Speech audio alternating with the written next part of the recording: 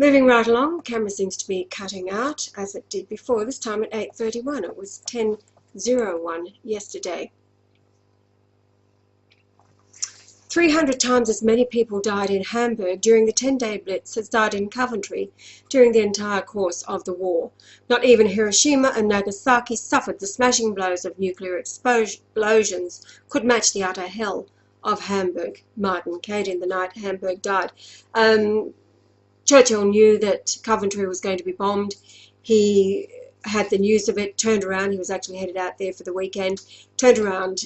The code breakers in Bletchley Park was all a hoax and a setup. It was actually English who invented the Enigma machine, sold it to the Germans. They knew exactly how to break the codes. The whole thing was a setup. And of course, the guy that broke the code was a homosexual and died after being given cyanide and apple. His hometown was Coventry. He wanted to warn Coventry, but no, they couldn't do that because that would give the game away. It was all a satanic game. Of the children these dreadful nights, what can be said? Their fright became horror, and then panic when their tiny minds became capable of grasping the fact that their parents could no longer help them in their distress. They lost their reason, and an overwhelming terror took over. Their world had become the shrieking centre of an erupting volcano from which there could be no physical escape. Nothing that hell offered could be feared more. By the hand of man they became creatures, human in form but not in mind, strangled. Noises hissed from them as they staggered pitifully through the streets, in which tar and asphalt ran as streams. Some of these tiny creatures ran several hundred feet. Others managed only 20 or maybe 10 feet. Their shoes caught fire, and then their feet. The lower parts of their legs became flickering sticks of flame. Here were Joan of Arc's, thousands of them, all who had perished unjustly on the fires of the Middle Ages, whereas nothing when compared with what was happening that night. The sounds of many were unintelligible, and undoubtedly many more called for their parents from whom they were parted by death or by accident. They grasped their tortured limbs, their tiny burning legs, until they were no longer able to stand or run. And then they would crash to the ground, where they would writhe in the bubbling tar until death released them from their physical misery. Are you thinking about Palestine? Iraq? Plutonium bullets?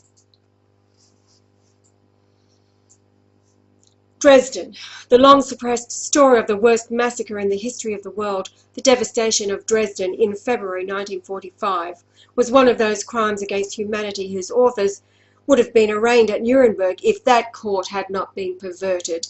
The Right Honourable Richard H.S. Crossman, MP, Labour Government Minister. Of course, Nuremberg, the witnesses were tortured. The ones charged with the crimes against humanity, being the Nazis. I want you to get used to this. Nazi, that's where it comes from. It was the German National Socialist Party that Hitler led. Nazi is all to do with the Ashkenazi Jews, who call themselves Jews and are not Mongolian barbarians. This is what controls the world, and they have elected themselves.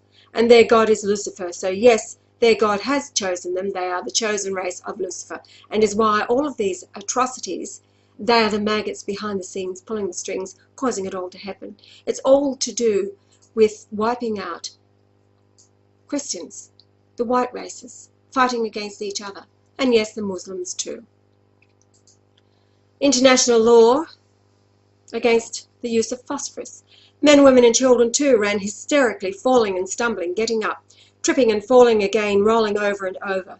Most of them managed to regain their feet and made it to the water, but many of them never made it and were left behind, their feet drumming in blinding pain on the overheated pavements amidst the rubble, until there came one lasting convulsing shudder from the smoking thing on the ground, and then no further movement.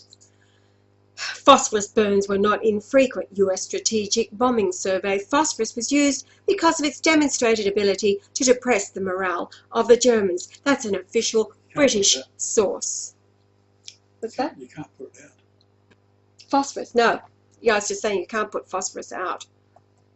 Just think if it's a phosphorus on the end of a match, isn't it? That's how you strike a match. Even the senseless and highly culture-destroying terror acts against, for example, Lübeck and Dresden, carried out by the Allied forces, should have been investigated and brought before a proper court of justice. So the Nuremberg trials were not a proper court. They were all rigged by the same Zionist Jews behind the scenes, and the victims who were charged with the acts of crimes against humanity, they were victims themselves and they were tortured. So they as hosts, confessed to the most ridiculous. He gave them what they wanted to hear and multiplied it by 1,000 times, so that by the time somebody with a brain started investigating, they would know just how ridiculous his claims and confession were. In that sense, he was a hero. Major General H. Bratt, Royal Swedish Army, a nation which spreads over another a sheet of inevitably deadly gases or eradicates entire cities from the earth by the explosion of atomic bombs, does not have the right to judge anyone for war crimes, and this is exactly who was doing the judging. It has already committed the greatest atrocity equal to no other atrocity. It has killed amidst unspeakable torments hundreds of thousands of innocent people. It was the Honourable Lidio Mercado Bandera del Mello, Professor of Criminal Law, author of more than 40 works on law philosophy. As for crimes against humanity, those governments which ordered the destruction of German cities, thereby destroying irreplaceable cultural values and making burning torches out of women and children, should also have stood before the bar of justice. Well, that bar of justice has not existed even until this day. There you have it. Now, I just want... The Christ, of course, was born into the darkest hour in all of world history. Reborn to the earth, January the 11th, 1944. Before this went down in 1945, what we're talking about here in Dresden, for example. He comes to the earth in the world's darkest hour, where gross darkness covers the entire earth. He is the light. A small child will lead them. Lead who? The deluded adults will lead the children. He's here for the children. And all those adults who become like small children, give up their Bibles that they've been reading, that are manipulated to deceive you. They are a trap. It is a Lucifer Freemason Bible all Christianity is reading, certainly within the Protestant world. God is not contained in the pages of a book. He is recorded in the measuring of his creation. The earth is his temple.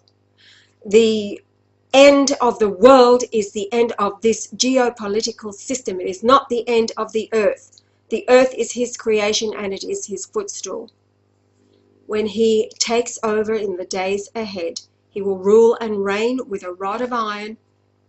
However, he is truth. All truth will be revealed, and nothing that is not of truth will be allowed.